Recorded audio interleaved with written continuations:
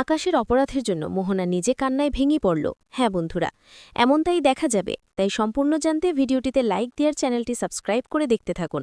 গল্পের শুরুতে দেখা যাবে শুভ আদিকে বলে, শোনো, তোমাকে আমরা বাড়িতে নিয়ে যাব, কিন্তু এই ভেবো না যে তুমি আজকে যা করেছ তার জন্য তোমাকে কিছু না বলেও তোমাকে আমরা বাড়িতে নিয়ে যেতে চাচ্ছি কেন। শুধুমাত্র আমাদের না মনুষ্যত্ব বোধ আছে, আমাদের স্নেহ আছে, যেটা তোমার মধ্যে নেই, যেটা তুমি বুঝতেও পারবে না। তার জন্যেই তুমি এত বড় একটা কাণ্ড ঘটাতে পেরেছ। তারপরেও তুমি আজকে রাত্রে বাইরে থাকবে? সেটা হতে পারে না। তুমি আজকে বাড়িতে যাবে, তারপর যেখানে খুশি সেখানে চলে যেও। তখনই আরিয়া বলে, শুনুন, আমি না ওখানে যেতেও চাই না, থাকতেও চাই না। শুধুমাত্র আমার জামাকাপড়গুলো আনার দরকার ছিল, সেজন্যই না আমি ওখানে যাব। না হলে আমার ড্যাড চলে এসেছে, আমি আমার নিজের ফ্ল্যাটেই চলে যাব। বুঝতে পেরেছেন? তখনই আদি বলে, তুমি আজকে যেটা করেছ সেটা অনেক অন্যায় করেছ আরিয়া, তারপরেও তোমাকে আমরা বাড়ি নিয়ে যেতে চাই। তখন শুভ বলে, হ্যাঁ, তুমি আজকে বাড়িতে যাবে আমাদের সঙ্গে। আর সবাই যদি তোমাকে কিছু বলেও সেটা কিন্তু ভুল কিছু হবে না। তুমি যে অন্যায় করেছ তার জন্য তোমাকে পুলিশে দেওয়া দরকার ছিল, তারপরেও তো আমরা ভালো যে তোমাকে কিচ্ছু বলিনি। কিচ্ছু না? তখন আরিয়া বলে, তাহলে দিন না পুলিশে, বাকিটা আমার ড্যাড দেখে নেবে। আমার ড্যাড চলে এসেছে, আমার ড্যাডের সঙ্গে আমি আমার ফ্ল্যাটে যাব। আপনাদের এখানে থাকারও আমার কোনো ইচ্ছে নেই। আপনাদের যে মেন্টালিটি, সেই মেন্টালিটিতে আমার সঙ্গে আপনাদের যায় না। আর আমি এখানে দাঁড়িয়েছিলাম, একা একা ভেতরে ঢুকলে তো আবার সবাই আমার ওপর হামলে পড়ত।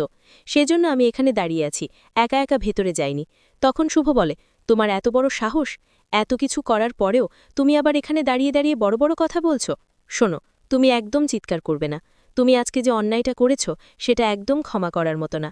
সবাই যা বলবে একদম দাঁড়িয়ে দাঁড়িয়ে শুনবে।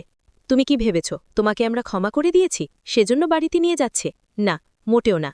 তখন আরিয়া বলে, আমি চাইও না যে আপনি আমাকে ক্ষমা করে দিন। বুঝতে পেরেছেন? এই বলে রেগে গিয়ে আরিয়া দূরে গিয়ে দাঁড়িয়ে থাকে। অন্যদিকে দেখা যাবে সবাই শুভ আদিকে ট্রাই করতে থাকে ফোনে, কিন্তু পায় না। তখনই শুভ আদি মোরা বাড়িতে চলে আসে। তখন সবাই বলে, ওই তো শুভ আদি চলে এসেছে। তখন শুভ আর আদি আসলেই সাজ বলে, মামুনি, তুমি ঠিক আছো তো? তুমি কোথায় চলে গিয়েছিলে মামুনি, কোথায়? তখন অরুণা বলে, কখন থেকে তোমাদের ফোনে ট্রাই করছি, কিছু তো বুঝতে পারছি না। তুমি কোথায় গিয়েছিলে শুভ? তখনই মোহনা আর সুমিত বলতে থাকে, হ্যাঁ, তোমরা কোথায় গিয়েছিলে? ঠিক তখনই শুভ আদি ওরা কিচ্ছু বলে না। তারপরে আরিয়া ওদের পিছন পিছন বাড়িতে ঢোকে। তখন আরিয়াকে দেখে তো সবাই চমকে যায়, আর সাজ রেগে যায় আর বলে, তুই এই বাড়িতে? তুই কেন এখানে ঢুকেছিস? তোকে তো আমি এই বাড়িতে কিছুতেই ঢুকতে দেব না। তুই আমার বার্থডে পার্টিটা পুরো নষ্ট করে দিয়েছিস।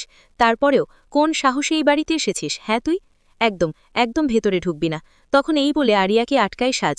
তারপর ঋদ্ধি বলে, তুমি এত কিছু করার পরেও কোন সাহসে এখানে এসেছ? তখন সাজ বলে, তোকে তো আমি কিছুতেই ক্ষমা করব না, আর আমাদের বাড়ির ভেতরেও না, আর ঢুকতে দেব না। তখন আরিয়া তাহলে আটকে দেখা না। তখনই সাজ আরিয়ার গায়ে হাত তোলে। তখন আরিয়া সাজ মারামারি লেগে গেলে সবাই এসে আটকায়। তারপরে শুভ বলে, আচ্ছা সাজ, তুই বা এরকমভাবে রিয়্যাক্ট করছিস কেন? তুই ভাবলি কি করে ওকে এখানে থাকার জন্য আমি এখানে নিয়ে এসেছি? তখন সাজ বলে, দেখো মামনি, ও যদি এখানে থাকে না তাহলেই কিন্তু এই বাড়ি থেকে আমি বেরিয়ে চলে যাব। তখন কেশব বলে, সাজ, তুই কি করে ভাবলি যে এত কিছু করার পরেও ওকে এখানে আমরা থাকতে নিয়ে আসব? তখন ঠাম্মি বলে, তাহলে শুভ, ওকে কেন নিয়ে এসেছিস? তখনই আদি বলে, ওকে শুধুমাত্র নিয়ে এসেছি আমরা, ও জামাকাপড়গুলো নিয়ে যাবে, তারপরে এখান থেকে চলে যাবে। তখন রঞ্জনী বলে, হ্যাঁ, এ চলে গেল না গেলেও না, একে তো আমরা এই বাড়িতে কিছুতেই থাকতে দেব না, এমন অশুভ মেয়ে। তখন আরিয়া বলে, আপনাদের মাঝখানে না আমি থাকতেও চাই না, বুঝতে পেরেছেন? এই বাড়িতে আমি থাকতে চাই না, আমি এখনই চলে যাব। তখন শিরিন বলে, শোনো, তোমাকে জামাকাপড় আনতে ওপরে যেতে হবে না, আমরাই তোমার জামাকাপড় এনে দিতে পারব। তখন সুমিত বলে, দেখো, একদম বাড়াবাড়ি করবে না। তারপরে শুভ বলে, আমি না অন্য কাউকে নিয়ে এখন ভাবার অবস্থাতেই নেই, কারণ এত বছর ধরে আমি যা চেয়েছি, আজকে আমি সেই খোঁজটা পেয়েছি, আমার স্ত্রীর খোঁজ পেয়েছি আমি। তখন তো সবাই এই কথা শুনে চমকে যায় আর বলে, কি, স্ত্রীর খবর পেয়েছ? তখন তো সবাই খুব খুশি হয়ে যায়, আর শুভর কাছে আসে আর বলে, সত্যি স্ত্রীর খোঁজ পেয়েছ তুমি? তখন শুভ বলে, হ্যাঁ, আমি স্ত্রীর খোঁজ পেয়েছি। তখন ঠাম্মি বলে, আমার দিদিভাই কোথায়, স্ত্রী কোথায়? তখন সাজ বলে, মামুনি, আমার স্ত্রী দিদির তুমি খোঁজ পেয়েছ? তখন তো আরিয়া মনে মনে ভাবে, এক মুহূর্তেই আমার কথা সবাই ভুলে গেল, আমি কোথায় ছিলাম, এতক্ষণ কি করছিলাম, কারো সেই নিয়ে কোনো মাথা ব্যথা নেই, কেউ জিজ্ঞাসাও করল না। ঠিকই তো, জিজ্ঞাসা করবেই বা কেন, আমি তো আর এই বাড়ি কেউ হই না। এই বলে আরিয়া উপরে চলে যায়। তারপর দেখা যাবে সবাই মিলে শুভকে জিজ্ঞাসা করতে থাকে। তখন শুভ বলে, সাজ, তোর তোর প্রার্থনা ভগবান শুনেছে রে, এই দিনই স্ত্রীর খোঁজ পেয়েছি। তখন মোহনা বলে, স্ত্রী কোথায় শুভ? স্ত্রীকে কি নিয়ে গেছে? তখনই সুমিত বলে, কার এত বড় সাহস? কে আমাদের এত বড় সর্বনাশটা করেছিল? স্ত্রীকে কে নিয়ে গেছিল? তখনই আদি বলে, আমি একটা পার্সোনাল ডিটেকটিভ নিয়োগ করেছিলাম। তারই অ্যাসিস্ট্যান্ট আমাকে বলল যে স্ত্রীকে আরও 20 বছর আগে এখান থেকে বিদেশে নিয়ে চলে গেছে। তার থেকে আমরা খোঁজ পেয়েছি। তখন অরুণা বলে, কি বলছো বৌদি ভাই? কে কে করেছে এ কাজ? তখন শুভ বলে, আর কেউ না, যাকে আমরা সবাই চিনি, সেই হলো আকাশ সেন। তখনই আকাশ সেনের নাম শুনে ভয় পেয়ে যায় মোহনা, আর তখনই মাথা ঘুরে পড়তে লাগে। তখন তো সাজ মোহনাকে ধরে ফেলে আর বলে, মা, কি হলো তোমার? তখন মোহনা বলে, না, এটা হতে পারে না, হতে পারে না এটা।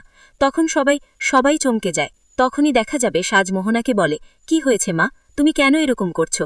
আমি তো কিছুই বুঝতে পারছি না। তখন কে কি বলবে কিছু বুঝতে পারে না।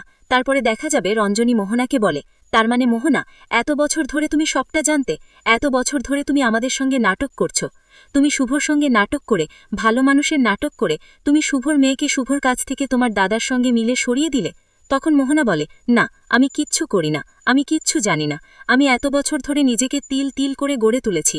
এই সংসারে আমি নিজেকে শুধরে নিয়েছি। শুভ, তুমি তো বিশ্বাস করো আমাকে, বলো না, আমি এরকম কোনো কাজ করতে পারি না। তখন রঞ্জনী বলে, তোমাকে বিশ্বাস করি না? শুভ তোমাকে এতটা ভরসা করল, তোমাকে এখানে এনে দাঁড় করালো, আর তুমি কিনা ওর পিঠে ছুরি মারলে? আমি তো ভাবতে পারছি না। তখন মোহনা বলে, বিশ্বাস করো, আমি কিচ্ছু জানি না। তখন সাজ বলে, তোমরা কেন এরকম করছো? তখনই শুভ বলে, সাজ, কেশব, তোমাদেরকে এখানে কেউ থাকতে হবে না, তোমরা যাও, ওপরে চলে যাও। আর ঋষিকেও বলবে যেন এখানে না আসে। তখন ওরা চলে গেলে তখন সুমিত কি বলবে কিচ্ছু বুঝতে পারে না। তারপরে মোহনা যেন একটা কাঠগড়ায় দাঁড়িয়ে আছে।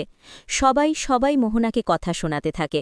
তখন মোহনা সুমিতকে বলে, সুমিত, তুমি তো জানো 20 বছর ধরে একটু একটু করে আমি নিজেকে পাল্টেছি। আমি কিচ্ছু জানি না।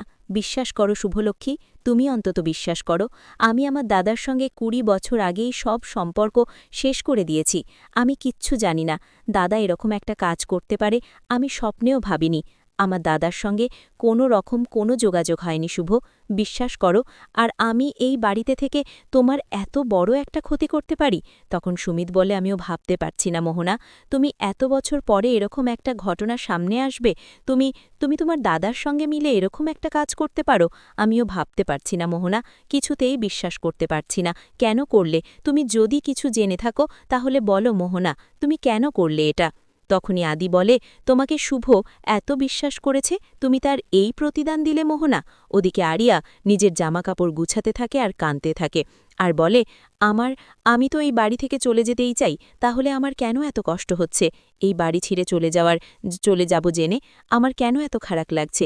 এই বাড়ির মানুষগুলো তো আমার না, আমার নিজের কেউ না, তাহলে কেন তাদেরকে ছেড়ে যেতে আমার এত কষ্ট হচ্ছে? আমার কেন কান্না পাচ্ছে? আরিয়া, তুই কেন কাঁদছিস বল, তুই কেন কাঁদছিস? তুই তো এরকম না, তোর ড্যাড তো চলে এসেছে, তুই তো তোর ড্যাডের কাছে যেতে চাস, তাহলে তুই এতটা কেন কষ্ট পাচ্ছিস? কেউ তো তোর কথা ভাবছে না, সবাই সবার মতো ব্যস্ত। তুই কেন তাদের কথা ভেবে কষ্ট পাবি? না, তুই জামাকাপড় গুছিয়ে নে, তুই এখান থেকে চলে যা আরিয়া, চলে যা। এই বলেই আরিয়া জামাকাপড় গুছাতে থাকে। তখন রঞ্জিনী মোহনাকে বলে, আচ্ছা মোহনা, তুমি বলতে পারবে তোমার দাদা যে এরকম একটা কাণ্ড করেছে তুমি কিচ্ছু জানতে না? তখন শিরিন বলে, এত বছর ধরে দাদাভাই আর বৌদি এত কষ্ট পেল, তারপরও মোহনাদি তোমার একটুও খারাপ লাগলো না? তখন ঋদ্ধি বলে, বলো তুমি কি জানতে, তুমি যা যা জানো সবটা বলো মোহনাদি, বলো। তখন মোহনা কাঁদতে থাকে আর বলে, বিশ্বাস করো, আমি কিচ্ছু জানি না। 20 বছর আগেই দাদা জেল থেকে ছাড়া পেয়ে আমার সঙ্গে দেখা করতে এসেছিল, আমাকে এখান থেকে নিয়ে যেতে এসেছিল। আমি তখন আমার দাদাকে ছেড়ে দিয়ে শুধুমাত্র তোমাদেরকে চুজ করেছিলাম, তোমাদের সঙ্গে থাকতে চেয়েছিলাম।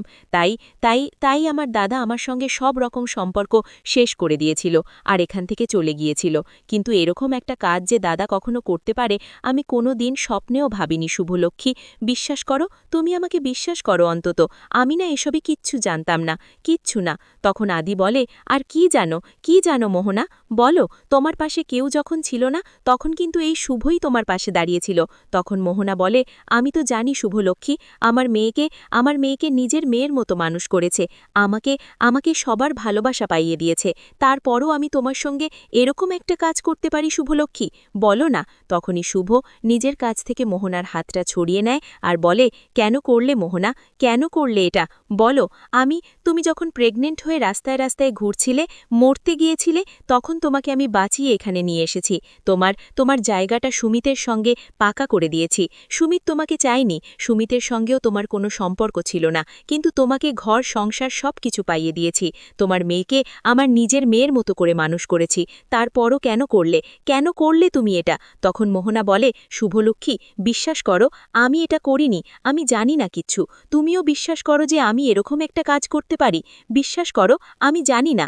তারপরে দেখা যাবে আকাশ সেন মোহনার সঙ্গে দেখা করতে আসে। তখনই আদি আকাশের কলার চেপে ধরে আর বলে, বল, আমার মেয়ে কোথায়, বল।